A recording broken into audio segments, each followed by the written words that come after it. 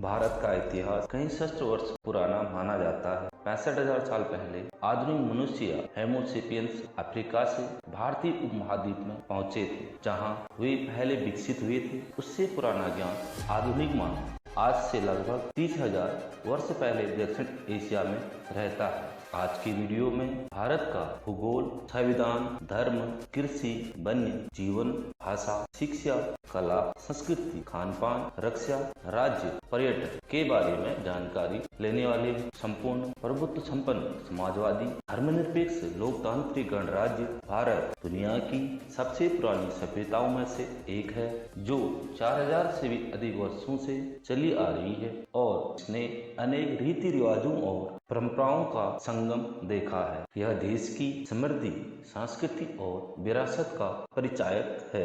आजादी के बाद 73 वर्षों में भारत ने सामाजिक और आर्थिक प्रगति की है। भारत कृषि में आत्मनिर्भर देश है और प्रौद्योगिकीकरण में भी विश्व के चुने हुए देशों में भी इसकी गिनती की जाती है। उन देशों में से एक है जो चांद पर पहुंच चुके हैं और परमाणु शक्ति संपन्न देश है। भारत में मानवीय कार्यकलाप के जो प्राचीनतम चिन्ह अब तक मिले हैं, वे 4 लाख ईसा पूर्व और 2 लाख ईसा पूर्व के बीच दूसरे और तीसरे हिमयुगों के संधि काल के। वे इस बात से साक्ष्य प्रस्तुत करते हैं कि उस समय पत्थर के उपकरण काम में लाए जाते थे के पश्चात एक लंबे अरसे तक विकास मंद गति से होता रहा, जिसमें अंतिम समय में आकर तीव्रता आई और उसका परिणाम 2300 ईसा पूर्व के लगभग सिंधु घाटी की आलीशान सभ्यता अथवा नवीनतम नामकरण के अनुसार हड़प्पा संस्कृति के रूप में हुई।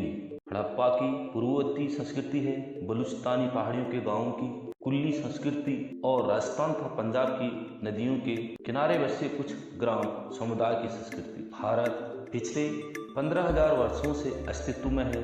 अफगानिस्तान, बलूचिस्तान, पाकिस्तान और हिंदुस्तान सभी भारत के हिस्से थे। बलूचिस्तान आर्यों की प्राचीन धरती आर्यव्रत का एक हिस्सा है। प्राचीन काल में वैदिक युग में पारस, कालांतर में फारस से लेकर गंगा, सरयू और ब्रह्मपुत्र तक की भूमि आर्यों की भूमि थी, जिसमें सिंधु घाटी का क्षेत्र सबसे महत्वपूर्ण। आर्यों के पंचनंद या पंचकुल अर्थात पुरु, यदु, तुर्वस, अनु और ध्रुव के कुल में से किसी एक कुल के हैं। भारत का प्राचीन इतिहास कहता है कि अफगानी, बलूच, पख्तून, पंजाबी, कश्मीरी आदि पश्चिम भारत के लोग पुरुवंश के संबंध रखते थे, अर्थात वे सभी पौरव हैं। पुरुवंश में ही आगे चलकर कुरु हुए, जिनके वंशज कौरव कहलाए। 7,200 ईसा पूर्व अर्थात आज से 9,200 वर्ष पूर्व यति के इन 5 पुत्रों में से पुरु का धरती के सबसे अधिक हिस्से पर राज था। बलूच भी मानते हैं कि हमारे इतिहास की शुरुआत 9,000 वर्ष पूर्व हुई थी। हिंगलॉज शक्तिपीठ बलूचिस्तान में देवी सती के 51वें शक्तिपीठ में से एक शक्तिपीठ हिंगलॉज माता का है। बलूचिस्तान की भूमि पर दुर्गम पहाड़ियों के बीच माता का मंदिर है, जहां माता का सिर गिरा था। यह मंदिर बलूचिस्तान के राज्य में मंज में स्थित हिंगोल नदी के पास स्थित पहाड़ी पर है। स्थान पर भगवान श्री राम, परशुराम के पिता जमदग्नि, गुरु गोरखनाथ, गुरु नानक देव भी आ चुके हैं। चारणों की कुल देवी हिंगलॉज की माता ही थी। ये चारण लोग बलूची ही थे और इनका नाम कुछ और कबीले से जुड़ा हुआ है। बलूचिस्तान में भगवान बुद्ध की सैकड़ों मूर्तियां पाई गई हैं। यहाँ किसी काल में बौद्ध धर्म अपने चरम पर था। गांधार जनपद का हिस्सा बलूचिस्तान भारत के 16 महाजनपदों में से एक जनपद संभवतः गांधार जनपद का हिस्सा था। चंद्रगुप्त मौर्य के लगभग 321 ईसा पूर्व का शासन पश्चिमोत्तर में अफगानिस्तान और बलूचिस्तान तक फैला था। दार्द, हूण, हुंजा, अम्बिष्ट, आम्ब, पख्तू, कम्बोज, गंधार, कैकई, वालिक, बलक, अभिसार, रजौरी, कश्मीर, मद्र, यदु, त्रुशु, खांडव, सौवीर, सौराष्ट्र, कुरु, पांचाल, कौशल, सूरसेन, किरात, निषाद, मत्स्य, चेदी, उसीनर, वत्स, कौशाम्बी, विदेही, अंग, प्रज्ञाज्योतिष, असम, दंग, मालवा, असमक, कलिंग, कर्नाटक, द्रविड़, चोल, सिविस्तान, सिस्तान, सारा, बलूचिस्तान, सिंध का निचला क्षेत्र, दंडक, महाराष्ट्र, सुरभीपट्टन, मैसूर, आंध्र तथा सिंघल सहित लगभग 200 जनपद महाभारत में वर्णित हैं। इसमें से प्रमुख 30 ने महाभारत के युद्ध में भाग लिया था। बलूचिस्तान पर अंग्रेजों का कब्जा। बलूच राष्ट्रवादी आंदोलन 1666 में स्थापित मीर अहमद के कलात की खानत को अपना आधार मानता है। मीर नसीर खान के 1758 में अफगान की अधीनता कबूल करने के बाद कलात की सीमाएं पूरब में डेरा गाजी खान और पश्चिम में बंदर अब्बास तक फैल गई। ईरान के नादिर शाह की मदद से कलात के खानों ने ब्रह्वी आदिवासियों को एकत्रित किया और सत्ता पर काबिज हो गए। प्रथम अफगान युद्ध 1839 से 1842 के बाद अंग्रेजों ने इस क्षेत्र पर अधिकार जमा लिया। 1869 में अंग्रेजों ने कलात के खानों और बलूचिस्तान के सरदारों के बीच झगड़े की मध्यस्थता की। वर्ष 1876 में रॉबर्ट सैंडमैन को बलूचिस्तान का ब्रिटिश एजेंट नियुक्त किया गया और 1887 तक इसके ज़्यादातर इलाके ब्रिटिश साम्राज्य के अधीन आ गए। अंग्रेजों से बलूचिस्तान की आज़ादी का संघर्ष। अंग्रेजों ने बलूचिस्तान को 4 रियासतों में बांट दिया: कलात, मकरान, लसबेला और खारन। 20वीं सदी में बलूचों ने अंग्रेजों के खिलाफ संघर्ष छेड़ दिया। इसके लिए 1941 में राष्ट्रवादी संगठन अंजुमान इत्तेहाद बलूचिस्तान का गठन हुआ। वर्ष 1944 में जनरल मनी ने बलूचिस्तान की स्वतंत्रता का स्पष्ट विचार रखा। इधर आजम जान को कलात का खान घोषित किया गया, लेकिन आजम जान खान सरदारों से जा मिला। इसकी वजह नियुक्ति उसका उत्तराधिकारी मीर अहमद यार खान अंजुमन के प्रति तो वो अपना समर्थन व्यक्त करता था, लेकिन वो अंग्रेजों से रिश्ते तोड़कर बगावत के पक्ष में नहीं था। यही कारण था कि बाद में अंजुमन को कलात स्टेट नेशनल पार्टी में बदल दिया गया। आजम जान खान ने इस पार्टी को 1939 में गैर कानूनी घोषित कर दिया। ऐसे में पार्टी के नेताओं और कार्यकर्ताओं को पकड़ लिया गया या उन्हें निर्वासन झेलना पड़ा। 1939 में अंग्रेजों की राजनीति के तहत बलूचों की मुस्लिम लीग पार्टी का जन्म हुआ, जो हिंदुस्तान के मुस्लिम लीग से जा मिली। दूसरी ओर एक और नई पार्टी अंजुमन वतन का जन्म हुआ, जो भारतीय राष्ट्रीय कांग्रेस के साथ जुड़ गई। अंजुमन के कांग्रेस के साथ इस जुड़ाव में खान अब्दुल गफ्फार खान की भूमिका अहम थी। मीर यार खान ने स्थानीय मुस्लिम लीग और राष्ट्रीय मुस्लिम लीग दोनों को भारी वित्तीय मदद दी और मोहम्मद अली जिन्ना को कलात राज्य का कानूनी सलाहकार बना लिया। जिन्ना की सलाह पर यार खान 4 अगस्त 1947 को राजी हो गया कि कलात राज्य 5 अगस्त 1947 को आज़ाद हो जाएगा और उसकी 1938 की स्थिति बहाल हो जाएगी। उसी दिन पाकिस्तान संगम से एक समझौते पर दस्तखत हुए। इसके अनुच्छेद 1 के मुताबिक पाकिस्तान सरकार इस पर रजामंद है कि कलात स्वतंत्र राज्य है, जिसका वजूद हिंदुस्तान के दूसरे राज्यों से एकदम अलग है। लेकिन अनुच्छेद 4 में कहा गया कि पाकिस्तान और कलात के बीच एक करार यह होगा कि पाकिस्तान, कलात और अंग्रेजों के बीच 1839 से 1947 से हुए सभी करारों के प्रति प्रतिबंध होगा और इस तरह पाकिस्तान अंग्रेजी राज का कानूनी, संवैधानिक और राजनीतिक अधिकारी होगा। अनुच्छेद 4 की इसी बात का फायदा उठाकर पाकिस्तान ने कलात के खान को 15 अगस्त 1947 को एक फेरवी और फंसाने वाली आज़ादी देकर 4 महीने के भीतर समझौता तोड़कर 27 मार्च 1948 को उस पर औपचारिक कब्जा कर लिया। पाकिस्तान के बलूचिस्तान के बचे 3 प्रांतों को भी जबरन पाकिस्तान में मिला लिया था। भारत विभाजन और बलूचिस्तान। मार्च 1947 में लॉर्ड माउंटेन लॉर्ड बावेल के स्थान पर वायसराय नियुक्त हुए। 8 मई 1947 को बीपी मेनन ने सत्ता अंतरण के लिए एक योजना प्रस्तुत की, जिसका अनुमोदन माउंट बेटन ने किया। कांग्रेस की ओर से जवाहरलाल नेहरू, सरदार वल्लभ भाई पटेल और जेबी कृपलानी थे, जबकि मुस्लिम लीग की ओर से मोहम्मद अली जिन्ना, लियाकत अली और अब्दुल निस्तार थे, जिन्होंने विचार विमर्श करने के बाद इस योजना को स्वीकार किया। प्रधानमंत्री अटल जी ने इस योजना की घोषणा हाउस ऑफ कॉमन में 3 जून 1947 को की थी, इसलिए इस योजना को 3 जून की योजना भी कहा जाता है। इसी दिन माउंटबेटन ने विभाजित की अपनी घोषणा प्रकाशित की। इस योजना के अनुसार पंजाब और बंगाल की प्रांतीय विधानसभाओं के वे सदस्य जो मुस्लिम बहुमत वाले जिलों का प्रतिनिधित्व करते थे, अलग एकत्र होकर और गैर मुस्लिम बहुमत वाले सदस्य अलग एकत्र होकर अपना मत देकर यह तय करेंगे कि प्रांत का विभाजन किया जाए या नहीं। दोनों भागों में विनिश्चित सादे बहुमत से होगा। प्रत्येक भाग यह भी तय करेगा कि उसे भारत में रहना है या पाकिस्तान में। पश्चिमोत्तर सीमा प्रांत में और असम के सिलहट जिले में यहाँ मुस्लिम बहुमत है, वहाँ जनमत संग्रह की बात कही गई। दूसरी ओर इन्हें सिंध और बलूचिस्तान को भी स्वतंत्र निर्णय लेने के लिए दिए गए। बलूचिस्तान के लिए निर्णय का अधिकार क्वेटा की नगरपालिका को दिया गया।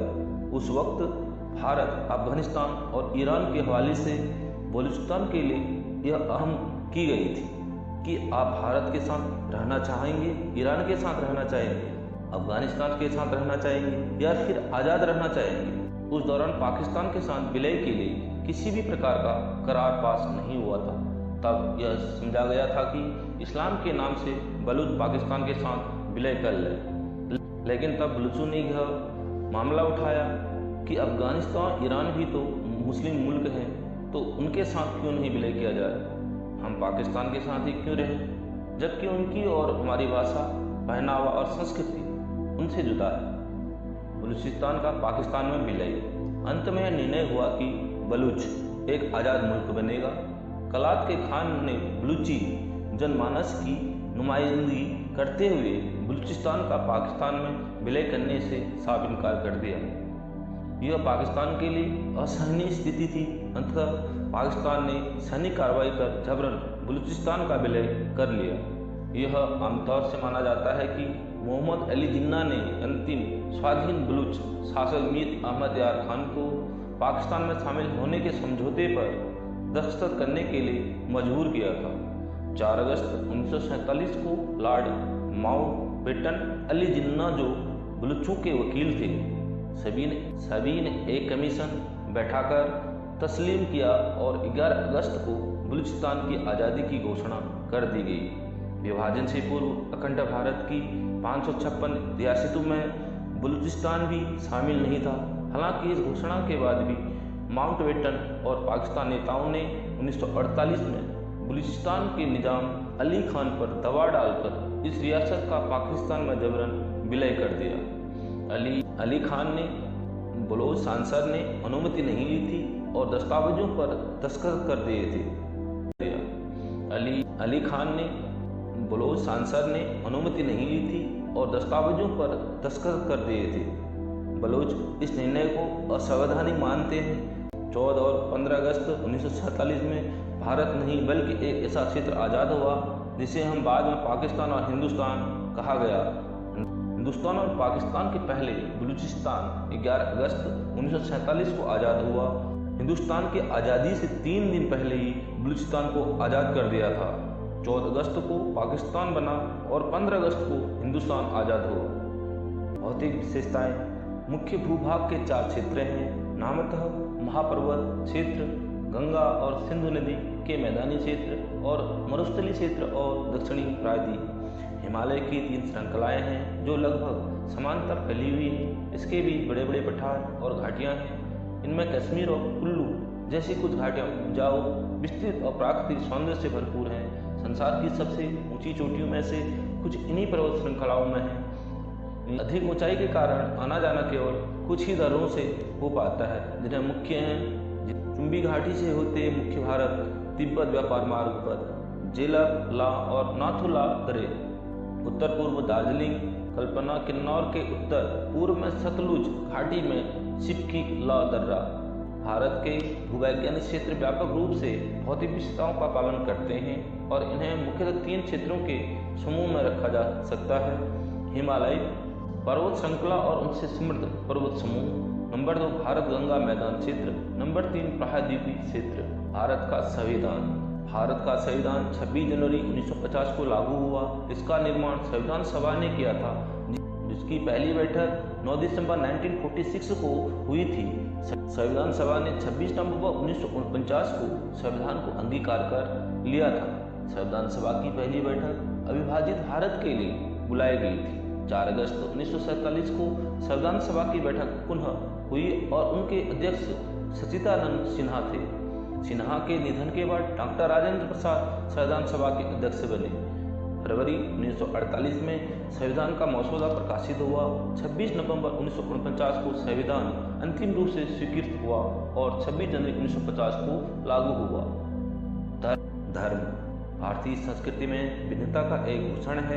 यहाँ हिंदू धर्म के अगणित रूपों और संप्रदायों के अतिरिक्त बौद्ध, जैन, सिख, इस्लाम, ईसाई, यहूदी आदि धर्मों की विविधता का भी एक सांस्कृतिक समन्वय देखने को मिलता है।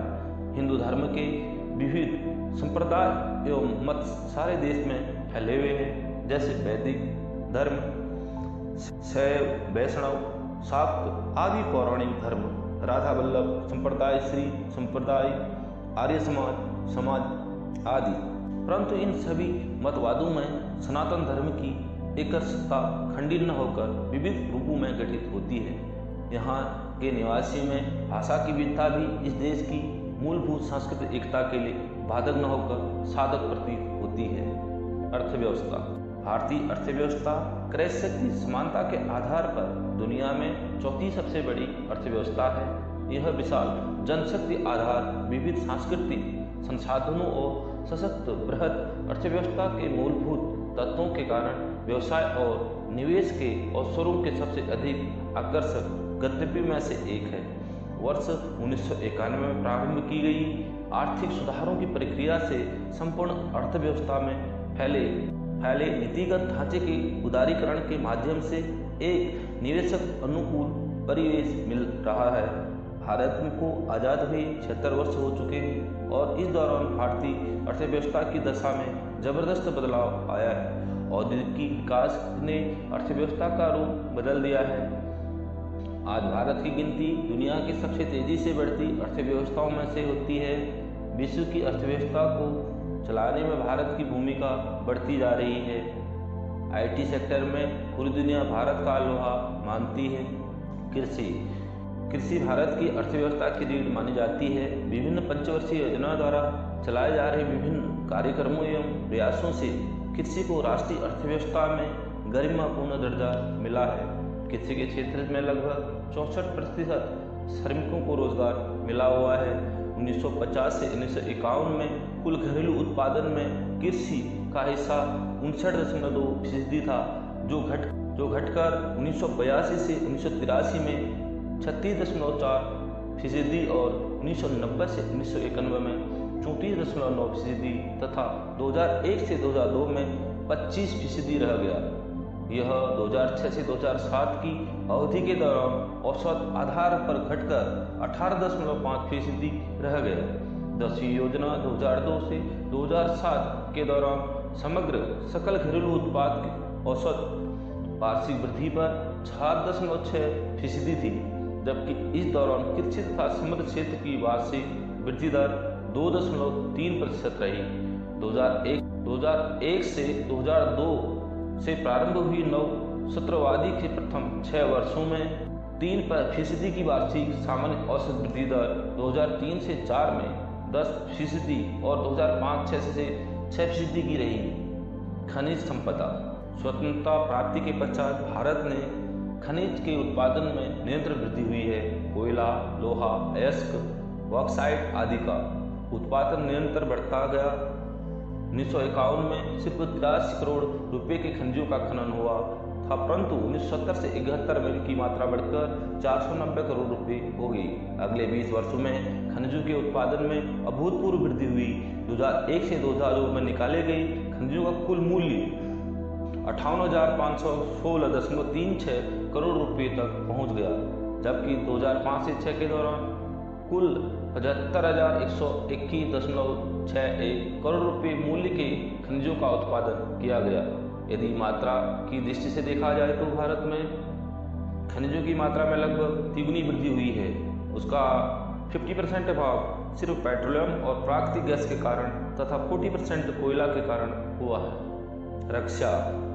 भारत की रक्षा नीति का प्रमुख उद्देश्य है कि भारतीय उपमहाद्वीप में उससे बढ़ावा दिया जाए एवं स्थायित्व प्रदान किया जाए तथा देश की रक्षा सेनाओं को पर्याप्त रूप से सुसज्जित किया जाए ताकि वे किसी भी आक्रमण से देश की रक्षा कर सके। वर्ष 1946 के पूर्व भारतीय रक्षा का पूरा नियंत्रण अंग्रेजों के हाथों में था। उसी वर्ष केंद्र में अंतरिम सरकार में पहली बार एक भारतीय देश के रक्षा मंत्री बलदेव सिंह बने। हालांकि कमांडर इन चीफ एक अंग्रेज ही रहा। 1947 में देश का विभाजन होने पर भारत को 45 रेजिमेंट मिली, जिनमें 2.5 लाख सैनिक थे। शेष रेजिमेंट पाकिस्तान चली गई। गोरखा फौज भी की 6 रेजिमेंट लगभग 25,000 सैनिक भी भारत को मिली। शेष गोरखा सैनिक ब्रिटिश सेना में शामिल हो गए। ब्रिटिश सेना की अंतिम टुकड़ी मार्शेट लाइट इन्फेंट्री की पहली बटालियन हो गई। ब्रिटिश सेना की शेष गोरखा सैनिक ब्रिटिश सेना में शामिल हो गए। ब्रिटिश सेना की अंतिम टुकड़ी मार्शेट लाइट इन्फेंट्री की पहली बटालियन हो गई। ब्रिटिश सेना की अंतिम टुकड़ी सामरलेसेट लाइट इन्फेंट्री की पहली बटालियन भारतीय भूमि से 28 फरवरी 1948 को स्वदेश रवाना हुई। पशु पक्षी जगत। वन्य जीवन प्रकृति की अमूल्य देन है। बहुत से वन्य प्राणियों की समाप्ति की आशंका के कारण भारत में सर्वप्रथम 7 जुलाई 1955 को वन्य प्राणी दिवस मनाया गया। यह भी निर्णय लिया गया कि प्रत्येक वर्ष 2 अक्टूबर से पूरे सप्ताह तक वन्य प्राणी सप्ताह मनाया जाएगा। वर्ष 1956 से वन्य प्राणी सप्ताह मनाया जा रहा है। भारत के संरक्षण कार्यक्रम की आवश्यकताओं को पूरा करने के लिए एक मजबूत संस्थागत ढांचे की रचना की गई है। भारतीय भाषा परिवार। भारत की मुख्य विशेषता यह है कि यहाँ भिन्नता में एकता है। भारत में भिन्नता का स्वरूप न केवल भौगोलिक है बल्कि भाषाई तथा सांस्कृतिक भी है। एक रिपोर्ट के अनुसार भारत में 1652 मातृभाषाएं प्रचलन में हैं, जबकि संविधान द्वारा 22 भाषाओं को राजभाषा की मान्यता प्रदान की गई है। संविधान के अनुच्छेद 344 के अंतर्गत पहले केवल 15 भाषाओं को राजभाषा की मान्यता दी गई थी, लेकिन 21वें संविधान संशोधन के द्वारा सिंधी को तथा 71वें संविधान संशोधन द्वारा नेपाली, कोंकणी तथा मणिपुरी को भी राजभाषा का दर्जा प्रदान किया गया। बाद में 92वें संविधान संशोधन अधिनियम 2003 के तहत संविधान की 8वीं अनुसूची में 4 नई भाषाओं को जोड़ा गया। बोडो, डोगरी, मैथिली तथा संथाली को राजभाषा में शामिल कर लिया गया। इस प्रकार अब संविधान में 22 भाषाओं को राजभाषा का दर्जा प्रदान किया गया है। शिक्षा 1911 में भारतीय जनगणना के समय साक्षरता को परिभाषित करते हुए कहा गया है कि एक पत्र पढ़ लिखकर उसका उत्तर दे देने की योग्यता साक्षरता है। भारत में लंबे समय से लिखित भाषा का अस्तित्व है, किंतु प्रत्यक्ष सूचना के अभाव के कारण इसका संतोषजनक विकास नहीं हुआ। हड़प्पा और मोहनजोदड़ो की लेखन चित्रलिपि 3000 वर्ष ईसा पूर्व और बाद की है। यद्यपि अभी तक इस लिपि को पढ़ा नहीं जा सकता है, तथापि इससे यह स्पष्ट है कि भारतीय के पास कई शताब्दियों से पहले से ही एक लिखित भाषा थी और यहाँ के लोग पढ़ और लिख सकते थे। हड़प्पा और अशोक के काल के बीच में 1500 वर्षों का ऐसा समय रहा है जिसमें कि कोई लिखित प्रमाण नहीं मिलता, लेकिन पाणिनि ने उस समय भारतीयों के द्वारा बोली जाने वाली विभिन्न भाषाओं का उल्लेख किया है। भारतीय कला अपनी प्राचीनता तथा वीरता के लिए विख्यात रही है। आज जिस रूप में कला शब्द अत्यंत व्यापक और बहुअर्थी हो गया है, प्राचीन काल में उसका एक छोटा हिस्सा भी न था। यदि ऐतिहासिक काल को छोड़कर पीछे प्रागैतिहासिक काल पर दृष्टि डाली जाए तो विभिन्न नदियों की घाटियों में पुरातत्वविदों को खुदाई में मिले असंख्य पाषाण उपकरण भारत के आदि मनुष्य की कलात्मक प्रवृत्तियों के साक्षात प्रमाण हैं। पत्थर के टुकड़े को विभिन्न तकनीकों से विभिन्न प्रयोजनों के अनुरूप स्वरूप प्रदान किया जाता है। भारतीय संगीत मानवीय लय एवं तालबद्ध अभिव्यक्ति है। भारतीय संगीत अपनी मधुरता लयबद्धता तथा विविधता के लिए जाना जाता है। वर्तमान भारतीय संगीत का जो रूप दृष्टिगत होता है वो आधुनिक युग की प्रस्तुति नहीं है, बल्कि यह भारतीय इतिहास के प्रारंभ के साथ ही जुड़ा हुआ है। वैदिक काल में ही भारतीय संगीत के बीज पड़ चुके थे। सामवेद उन वैदिक ऋचाओं का संग्रह मात्र है जो गेय है। प्राचीन काल से ही ईश्वर आराधना हेतु भजनों के प्रयोग की परंपरा रही है। यहाँ तक कि यज्ञादि के अवसर पर भी समूह गान होते थे। नृत्य कला, भारत के नृत्य की अनेक शैलियाँ हैं। भरतनाट्यम, ओडिसी, कुचिपुड़ी, कथकली, मणिपुरी, कथक आदि परंपरागत नृत्य शैलियाँ हैं जो भांगड़ा, गिद्दा, बिहू आदि लोक प्रचलित नृत्य हैं। ये नृत्य शैलियाँ पूरे देश में विख्यात हैं। गुजरात का गरबा हरियाणा में भी मंचू की शोभा को बढ़ाता है और पंजाब का भांगड़ा दक्षिण भारत में भी बड़े शौक से देखा जाता है। भारत के संगीत को विकसित करने में अमीर खुसरो, तानसेन, बैजू, बाबरा जैसे संगीतकारों का विशेष योगदान रहा है। आज भारत के संगीत सृष्टि पर बिस्मिल्लाह खां, जाकिर हुसैन, रविशंकर समान रूप से सम्मानित हैं। संस्कृति, त्यौहार और मेले भारतीय संस्कृति के अभिन्न अंग हैं। यहाँ भी कह सकते हैं कि भारतीय संस्कृति अपने हृदय के माधुर्य को त्यौहार और मेलों में व्यक्त करती है तो अधिक सार्थक होगा। भारतीय संस्कृति प्रेम, सौहार्द, करुणा, मैत्री, दया और उदारता जैसे मानवीय गुणों से परिपूर्ण है। यह उल्लास, उत्साह और विकास को एक साथ समेटे हुए हैं। आनंद और माधुर्य तो जैसे इनके प्राण हैं। यहाँ हर एक कार्य आनंद के साथ शुरू होता है और माधुर्य के साथ संपन्न होता है। भारत जैसे विशाल धर्मप्राण देश में आस्था और विश्वास के साथ मिलकर यही आनंद और उल्लास त्योहार और मेलों में फूट पड़ता है।